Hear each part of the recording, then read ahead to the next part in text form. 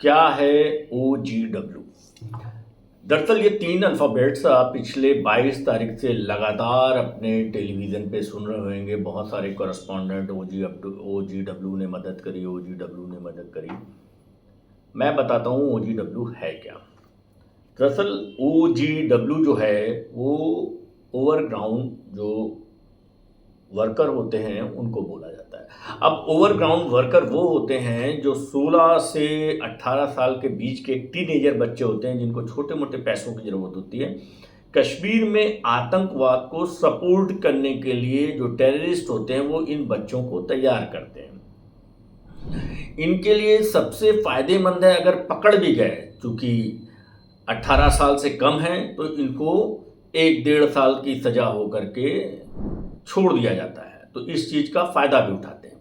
अब कश्मीर में ऐसे कम से कम 2000 से अधिक OGW आज की डेट में काम कर रहे हैं। पहलगाम अटैक के बाद सेना उन सबको खंगाल रही है, पता कर रही है, उनके नेटवर्क को तोड़ रही है, बहुत सारे अरेस्ट हो रहे हैं। एक OGW से किसी न्यूज़ चैनल के रिपोर्टर ने बात करी तो उसने बताया कि OGW का मेन काम होता है सेना की एक तो गतिविधियों का जाकर के जंगल में जानकारी देना, अगर टेररिस्ट जंगल में छुपे हैं तो उनकी जानकारी देना। साथ ही साथ उनका दूसरा काम होता है कि उनको रसद, खाना, गैस, जलाने का सामान, इस तरीके की रसद पहुंचाना। साथ ही साथ चूँकि वो लोकल होते हैं, उनको अपने जंगलों के बारे में, अपने पहाड़ों के बारे में, नदियों के बारे में बहुत जानकारी होती है। तो ये OGW क्या करते हैं कि जा करके वहाँ पर रूम शेल्टर बनाते हैं। जैसे पहाड़ों के बीच में अगर गैप हुआ तो उसमें एक रूम का शेल्टर बना दिया और वहीं पे रोक दिया। साथ में वो लोकल पक्षियों की, जानवरों की आवाज़ें भी निकाल लेते हैं। तो वो सेना के आने पर उनको वो भी सिखाते हैं, एक तरीके से ट्रेनिंग भी देते हैं आतंकवादियों को कि आप ऐसे ऐसे ऐसे करना। अब जाकर के सेना की एकदम से आंख खुली पहलगाम अटैक के बाद, क्योंकि ये सामने आ रहा कि बहुत सारे OGW जो ओवरग्राउंड वर्कर हैं वो उसमें इन्वॉल्व थे। सेना ने इस पूरी चैन को तोड़ना शुरू किया है और बहुत सारी नई नई चीज़ें निकल करके आ रही हैं। एक सबसे इंटरेस्टिंग बात ये आ रही है कि इनको बच्चों को हैंड ग्रेनेड फेंकने तक की ट्रेनिंग दी जाती है। बहुत जगह पर उन्होंने हैंड ग्रेनेड फेंका, बहुत जगह पर नुकसान पहुंचवाया, लेकिन अगर वो पकड़े भी गए तो साल 1.5 साल की सज़ा से छूट जाते हैं।